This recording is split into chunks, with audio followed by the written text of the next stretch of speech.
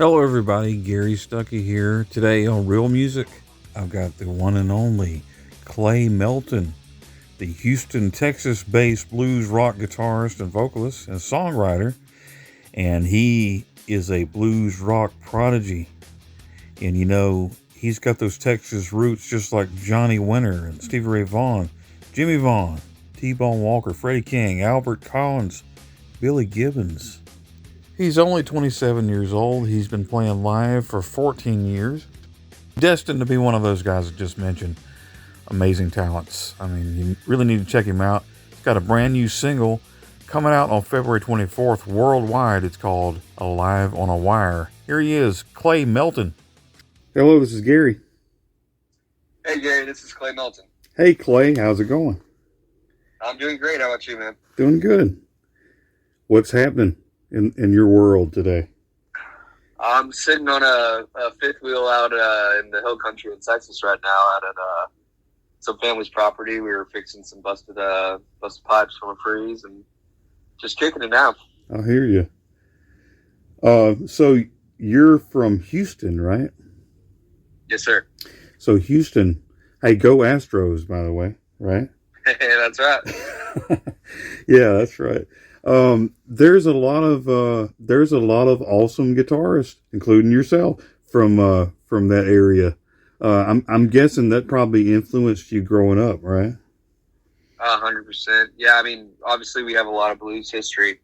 Lightning Hopkins down here, and then all the Texas blues. Austin's obviously known as the live capital of the world, but Houston has had a lot of talent come out of here. So how did that start? When you were younger, did you pick up a guitar and just start playing, or how did that happen? Well, I first got excited about guitar when I was 11, and I was riding in the car with my dad in his truck, and he put on Jimi Hendrix's All Along the Watchtower, and that guitar solo just kind of blew my mind at the time. And I didn't have a real guitar yet, but I had this like Toys R Us guitar. It's like a toy guitar with a electric guitar with a speaker in the middle under the strings. Right. That you just flip on, and it had about 4 strings on it that weren't in tune. And I would try and just play to some Hendrix recordings for around a year, and then was able to get a hold of a cheap electric guitar and started taking lessons and playing with friends in garages and stuff like that. Right. Did it come easy, or did it take a while? I know it's not easy, which I play myself, but I know that your fingers hurt, and did you just force yourself to play? Did you practice a lot? I don't remember the initial struggle out, all guitarists have it, especially younger kids are, have a harder time warming up, getting past that point. But that didn't really bother me, and I never really, I was really just so excited about it and into it that I, get home from school and go to my bedroom and play all night. And so I think because of that, the front end of me learning guitar really happened. Some of those early unlocks really happened quickly. And then I was able to start having fun with it, and being able to suck our way through songs that we liked, playing with friends and stuff, and just Right. having a good time.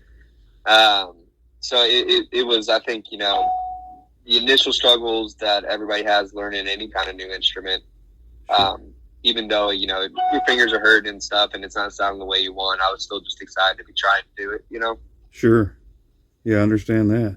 Was there a lot of people around you that just really impressed, and you kind of were like the popular guy back in the day? Well, I definitely wasn't listening to the most popular styles of music when I was a kid, because I was listening to all this old blues and classic rock and stuff like that whenever I was in middle school and high school. Right.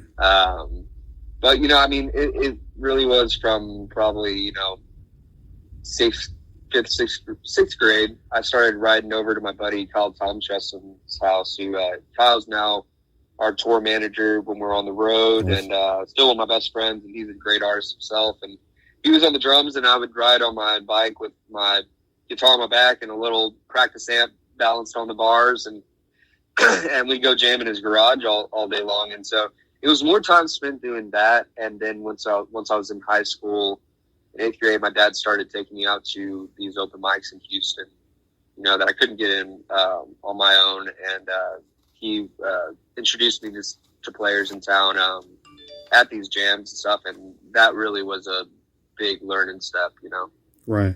But I don't know if guitar was as cool when I was in school, but I sure felt cool enough. All right, just playing with my friends. You're right. Yeah, I guess having a good time.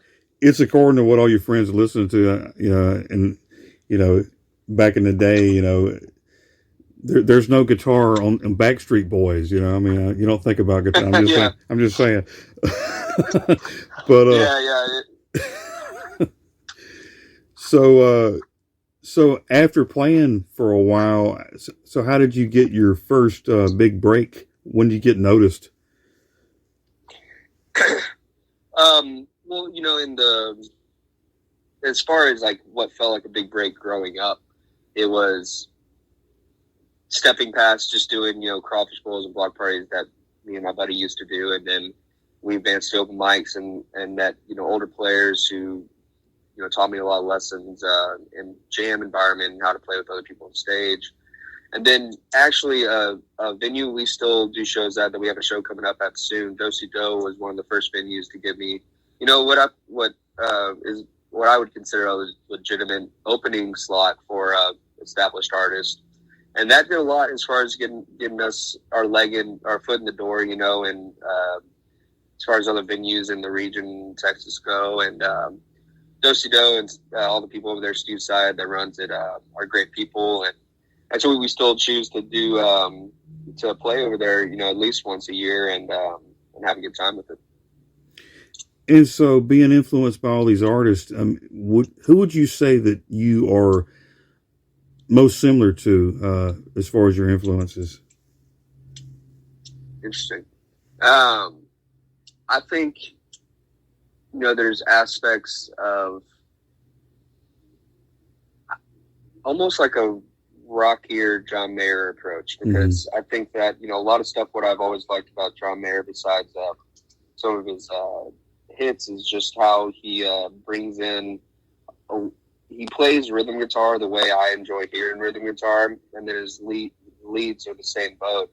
But he puts them in these well-arranged songs that I think kind of step around in genre style, and that's something that we like to do in our arrangement and songwriting. But we're definitely a more in-your-face tonally, and we're a very loud rock band whenever it comes to live setting, And so, but I'd say that, his nexus of influences is a lot of stuff that has influenced me as well. I think that we just take a little bit more of a rocket approach, Right. And as far as your voice, you have a unique voice, like a raspy voice. It sounds really cool. It goes along with the style of music you play. So who are some of your vocal influences? My voice was something that took a lot longer to figure out. I was not a born singer by any means. There's plenty of video footage somewhere, early days when I was just trying to figure it out. And, people say obviously that the voice is an instrument, and it is. And it's like most instruments where if you work on it, you build certain muscles and you just build your technique, or really your muscle memory is what your technique is. And then you have a voice that you can use, and everybody's voice is different, can do different things in a different register. So for me, I think, I just continue to chug along and sing songs that I like to sing. But then when it comes to writing, you start to have these tendencies of what you like to write, what you tend to write. And for me, on guitar and vocals, that all shaped through the years. I think influence-wise, I listened and sang to a lot of Jimi Hendrix, a lot of classic rock, a lot of Stevie Ray Vaughan, obviously, being here in Texas, ZZ Top. And all those, have a little edge, a little bite to their vocals, Right. Hendrix was a little more soft-spoken in his delivery, but I think a lot of blues singers, I love Freddie King, and, he's basically yelling into that mic. Yeah. And it wasn't that I wanted to try and sound raspy or anything like that, but I think Mayer's known for having a breathy tone, and I would sing a lot of his stuff as well. So maybe that kind of those two influences meeting, where Mayer's singing a little more melodically, but with a raspier or breathier tone. Yeah. But then it's being delivered like some of my blues influences, where they're really cutting it up, and I'm a fairly loud singer in a room, and I think that's kind of where it comes from. Yeah, sure. And as far as your songwriting goes, how do you develop a style of songwriting, and how do the songs come to you, and does it flow easily for you? The process of songwriting is definitely it can be different any time or every time. I'm glad that it is. If I had to say, I'm not maybe the personality to have one way that works for me, and then to just sit down and do it. And one of the more exciting moments within songwriting is whenever an idea comes to you, and it's just the song's coming out, whether you like it or not. And right. Usually, I am pretty excited about it. And so it can come from a melody I hear in my head. It can be a guitar riff I'm playing. Whenever I sit down to write, it's usually my Stratocaster or an acoustic guitar. I have an old Alvarez a mahogany acoustic that I'll sit down with and right. throw a recorder on, and then just kind of go almost like stream of conscious journal writing. And so a lot of ideas start that way if I'm just trying to get an idea started. But yeah, there's no one way. And I think part of finding the songwriting style has come less from the way I've tried to approach the specific, song-specific songwriting process, and more about what we've been doing as a band on stage and in our rehearsal rooms, and what that sound has been shaped into. And a lot of our efforts over the last couple of releases has been, how do we capture what's happening in a room and in front of an audience, and put that out for people to listen to anywhere, Right. So those kind of goals kind of seep into your process, and then make you look at it a different way sometimes. Sure. And you're working on a new album. It's supposed to be released. When is that supposed to be exactly? We haven't released the date yet, but we're looking hopefully by the end of this year. We're on the road a lot this year. We just signed a deal with Hungry Ear Agency, and he's been doing a great job working with us, getting dates on the road. And so we're putting out Live on the Wire February 24th, one more single before we hit the spring tour in April. And then we'll be working while we're off the road, wrapping up the rest of the album, and hopefully before the end of the year, get it out to y'all. Awesome. This is your third album, right? Yes. I'd call it third for sure. We put out Burn the Ship 2017 full album. Then we had an EP, Back to Blue, and then Live in Texas was last year. That's why I'm really excited. This album has been a shift from last year. We recorded our live album Live in Texas and at one show in January of last year, and put it out in July and toured it. And a lot of the songs had been arranged and written in the 2 months prior to that show. And then that was the very first time we'd ever performed them on stage almost for the recording. And so now we've had a year of touring some of those tunes, playing them 100 times. And so a couple of songs on the new album will be studio versions of those songs that we recorded live, which is kind of, the opposite of what I've liked in a lot of, you fall in love with an artist's song or an album, and then they come out with a live album, and you're like, oh, that's cool. Right. That's how they do it live. And in this case, it's just the opposite, to where we get to introduce a very raw version of these songs, and then now I'll be able to introduce the listeners and fans, check out what we did when we were able to sit down in a room and put them together for y'all. Yeah. We've also been doing all the recording ourselves for Live on the Wire and everything that's coming out going forward.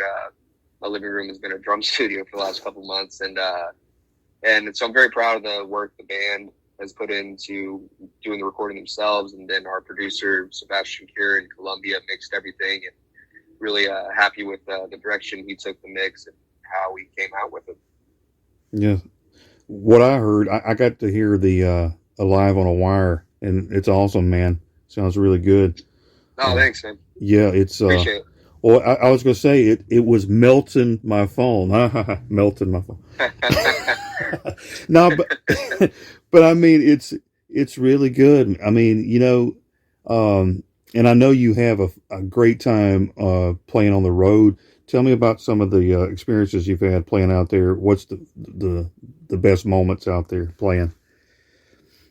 Well, it's I was talking about this the other day with some friends of mine, and there's obviously differences between your festival stages and your club experiences. I've always, even when I'm going out to a bar to hang out, I love a dive bar, and I love a great old dive club.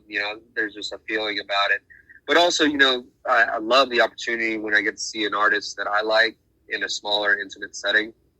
When Chris Stapleton did the clubs tour, and stuff like that. I didn't see that tour, unfortunately. But so you get kind of different things out of different nights. We're doing some theaters that we're returning to, and new theaters on this upcoming tour. And theater shows are great too because they always usually have great staff, and there's a real family atmosphere in the way people take care of some of those rooms that have been around for a long time too. Of course, so there's a good meal involved. That always raises the experience. Yeah. But yeah, I mean, other than the playing and performing and stuff like that, it's a whole lot of fun. One of my favorite things in the world to do it with a good group of people. It can be a lot of fun, even though it's a lot of driving. You see a lot of parking lots, and you're inside a vehicle a long time. But if you're doing it with good people that are able to have fun while they're working hard, then it's some of the most fun you can have. Sure. Yeah, I'm sure it is.